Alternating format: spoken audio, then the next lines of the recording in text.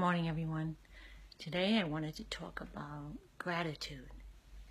And the feeling of gratitude this morning was when I was awake. It was 4 in the morning, and I knew I had to take a drive up to the milk farm because I like to go up and get raw milk. I also knew that it was pretty cold outside, so the idea of going outside in 20-degree weather was not the most alluring, especially where I just moved from California, where the coldest it probably got in that morning, even in the winter, was in the low 40s. It's an adjustment. But I thought about the gratitude and knowing I still had a nice warm winter coat that I kept. And it's funny because I did donate most of the coats I had before I moved to California. This one I kept. And it was probably mostly due to being from the heart of a wonderful man I met. His name was Leo, and he passed a couple years ago. He was 95. One of the sweetest men, just a lovely spirit. I could go on and on about Leo, about how even at 95, if he could still climb the ladder and get on the roof of the house, he would. Oh. But anyways, he saw me one winter and he saw my coat was getting old, and he said to me, he's like, I want you to have a good winter coat. Go pick something up and, I'll give you the money for it. He didn't want to try and pick out something for me because, yes, he did still try.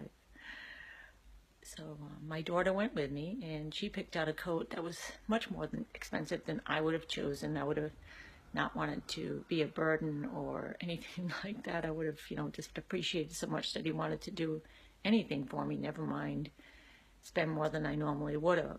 But this gentleman he was well off, as my daughter reminded me. So she picked me out a lovely North Face coat.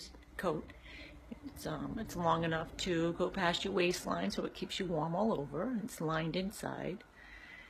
And of course he did, he was very grateful that I bought a nice coat for myself. And of course he did give me the money, but it was the feeling. It was just that feeling of love that he wanted me to have something nice for myself. It wasn't something he did all the time. It was just that one time, but that feeling when somebody really wants to give to you and you're allowing someone to do so. And you also have someone like my daughter who can pick out just the right coat for you.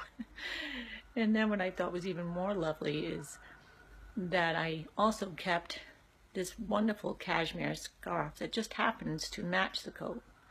And it's funny too, because I received the scarf before I received the coat. They just happened to blend nicely together.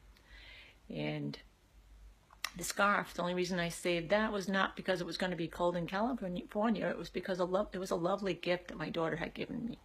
And I just really enjoyed the colors of it. It was just so gentle and just so I don't know, it's just the softness of the colors, I guess.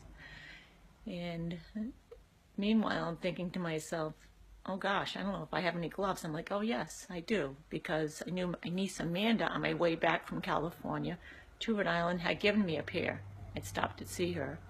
She had a pair that, an extra one, still have the new tags on them. I was like, oh, thanks so much, and I was like, I know I have those. I'm not sure where they are, but I'll live without gloves this morning. And as I'm getting my coat on and my scarf, because I'm so grateful for those two things that I did cherish because of the gifts that they were given upon and who they were from, what did I find in my pockets? But a nice pair of gloves. But the reason being is that I was focused on the gratitude of just being able to go to the farm, just being able to find the raw milk. It wasn't that I was meaning to focus on it. It was just the feeling of that moment. I could have focused on the cold. And maybe if I focus on the cold so much, maybe my car wouldn't have started. Not that it's old or it has problems starting, but it's what you really focus on the most is what you're going to draw to you. So by me focusing on those moments of love, of warmth, the jacket and the scarf, and thankful of still having those feelings and the memories that surround them, would bring forth a pair of gloves that I forgot I even had. Or, it's just the beauty of the moment. So there are many things we can be grateful for. And the other thing I was thinking about was the other day when I was giving my son a ride to work, I was driving down 44, which is a road pretty well known to a lot of Rhode Islanders here. It's in Smithfield, and there's a big pothole. And I almost did it. And again, I drove down the road a few days later, and it was still there, and I thought to myself, I think I should just be grateful that it's there, because perhaps maybe the other day my thoughts needed to slow down, or perhaps it's a reminder that we all need to slow down and take in the scenery and not get so upset by traffic or the events that we think we need to be drawn to. It really is, life is about slowing down so you can see what's really important, not the traffic, that's for sure. There's always another way around that to enjoy the scenery, even if we have to walk.